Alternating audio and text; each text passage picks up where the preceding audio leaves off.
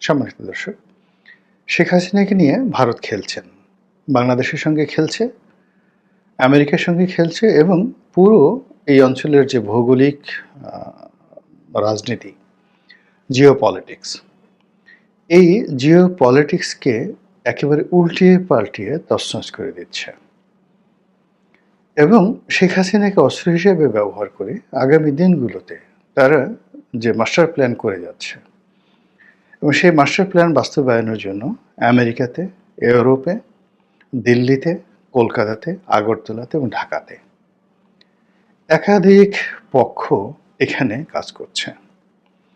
এবং আপনারা কি টের পাচ্ছেন যে বে অফ বেঙ্গল, আমাদের যে বে অফ বেঙ্গল, ক্রমশ এই মহান সম্পত্তিটি আল্লাহ কর্তৃক প্রদত্ত একটি নিয়ামত, এই বঙ্গোপসাগর আমাদের জন্য গলার কাটা হয়ে যাচ্ছে। এর কারণ হলো যে আমাদের যে সমুদ্র সীমা, এই সমুদ্র সীমার উপর যে গভীর জলাশয় রয়েছে, অর্থাৎ বঙ্গোপসাগরের আমাদের মহীসোপনের পরে যে গভীরতা রয়েছে, এই গভীরতা পৃথিবীর সবচেয়ে গভীরতম যে সমুদ্র গিরিখাত, ম্যারিয়ানা ট্রেঞ্চ, এই তার চেয়েতেও গভীরতম। এই গভীরতার ফলে কি হচ্ছে, এই এলাকাকে কেন্দ্র করে যে সামরিক স্থাপনা নির্মাণ সম্ভব, যেটি প্রশান্ত মহাসাগর, আটলান্টিক মহাসাগর বা অন্য কোনো সাগরে সম্ভব নয়। ফলে এই বঙ্গোপসাগরের উপরে আমেরিকার এবং তার মিত্রদের ভীষণ রকম একটা নজর পড়েছে। আর এই নজরের বিরুদ্ধে কিন্তু ভারত এই পুরো তাদের যে বঙ্গোপসাগর, বে অফ বেঙ্গল, এই অংশে তাদের আধিপত্য একছত্র রাখতে চাচ্ছে। অন্যদিকে চীন এখানে যে কোনো মূল্যে এই বঙ্গোপসাগরে ঢুকতে যাচ্ছে। আর এই বঙ্গোপসাগরকে কেন্দ্র করেই আমাদের টেকনাফ, আমাদের কক্সবাজার, আমাদের রুখি, আমাদের চট্টগ্রাম, পার্বত্য চট্টগ্রাম, এগুলো মানে এটা আমাদের গরিবের ঘরে যদি সুন্দরী একটা বধূ থাকে বা অতি সুন্দরী কন্যা থাকে, কিংবা একজন অসহায় দুর্বল লোকের হাতে যদি সবচেয়ে দামি রত্ন পাথর থাকে বা কোনো সহায় সম্পত্তি থাকে, তখন সেগুলো তার জন্য একটা মরণ যন্ত্রণা হয়ে পড়ে। সমস্ত লোলুপ মানুষগুলো সেখানে যাকে ঝাঁপিয়ে পড়ে। তদ্রূপ এখন এই বে অফ বেঙ্গলকে কেন্দ্র করে বিশ্বের সমস্ত পরার শক্তিগুলো বাংলাদেশকে নিয়ে খেলছে। এবং সঙ্গত কারণে এই খেলায় সবচেয়ে এগিয়ে রয়েছে ভারত।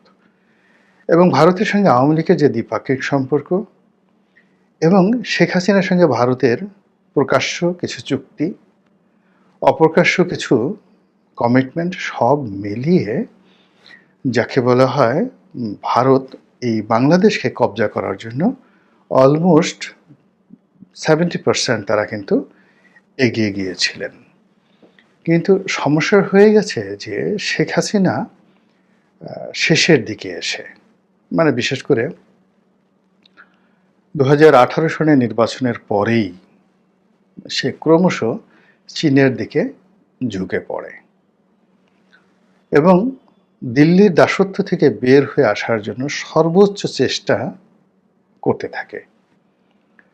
তারপর যেটা হয় সেটি হলো সে আমেরিকার সঙ্গে একটা সমঝোতামূলক সম্পর্ক করার জন্য সে প্রাণান্ত চেষ্টা করেছে। সাদ্দাম হোসেন যেভাবে আমেরিকার সাথে সম্পর্ক করার চেষ্টা করেছে, ঠিক সেইভাবে সেও চেষ্টা করেছে। কিন্তু চীন এবং ভারত এই দুটোর সঙ্গে সম্পর্ক স্থাপন করার মতো ঝুঁকি নিতে পারেনি। এর কারণ হলো তার সারাউন্ডিং, চারপাশে ভারতের যারা লোকজন রয়েছে তারা ছিল। এবং এখানে বাংলাদেশে ভারতে এমন কতগুলো কাজ করেছে 2009 সনের পর থেকে, খুবই সেন্সিটিভ। যেমন দেখা গেল যে বিডিআর কিলিং, আমাদের আর্মির অনেকগুলো ইন্টারনাল বিষয় খুবই সেন্সিটিভ। আমাদের সেই যাকে বলা হয় দ্বিপাক্ষিক অনেকগুলো স্পর্শকাতর চুক্তি রয়েছে। এই জিনিসগুলো শেখ হাসিনার জমানায় শেখ হাসিনা করেছেন বা তাকে দিয়ে করানো হয়েছে।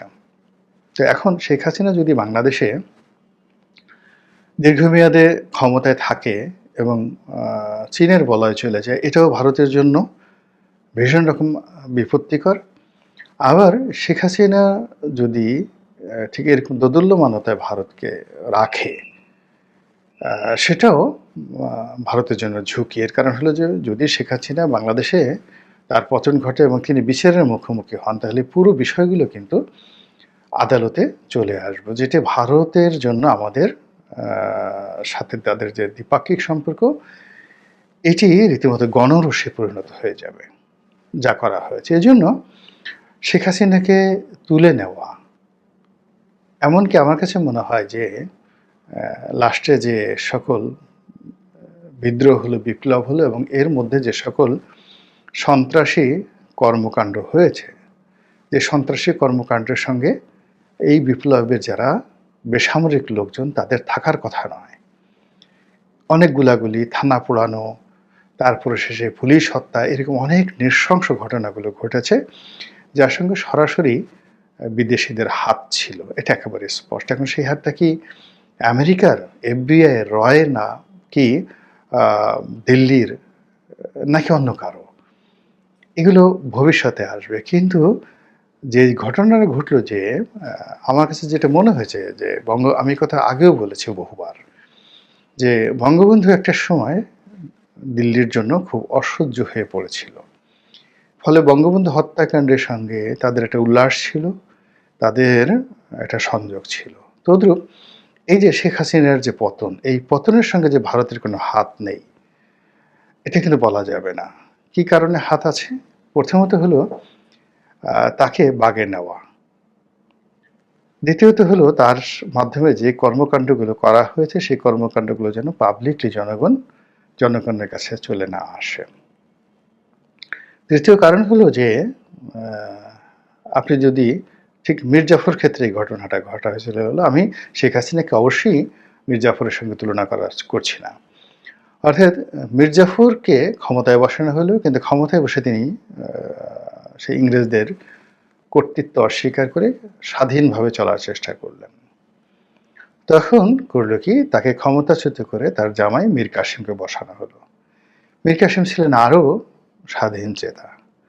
তখন সে বলল যে কি হলো, মানে আমরা তো আরো বিপদে পড়লাম। তখন মীর কাসিমের সঙ্গে তাদের যুদ্ধ করতে হলো, বক্সারের যুদ্ধ করতে হলো। তো এটা বক্সারের যুদ্ধ নয়, এটা অন্য একটা যুদ্ধ। যাই হোক, সেই মীর কাসিমের সঙ্গে যুদ্ধ করে মীর কাসিম পরাজিত হলেন, নিহত হলেন। তারপর আবার বাংলার সিংহাসনে নবাব, যাকে বলা হয় মীর জাফর আলী খানকে আবার দ্বিতীয়বার ইংরেজরা বসিয়েছিল।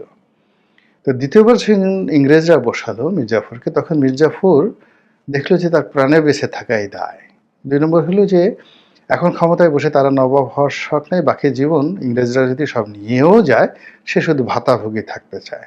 ঠিক সেইভাবে সে আবার দ্বিতীয়বার কিন্তু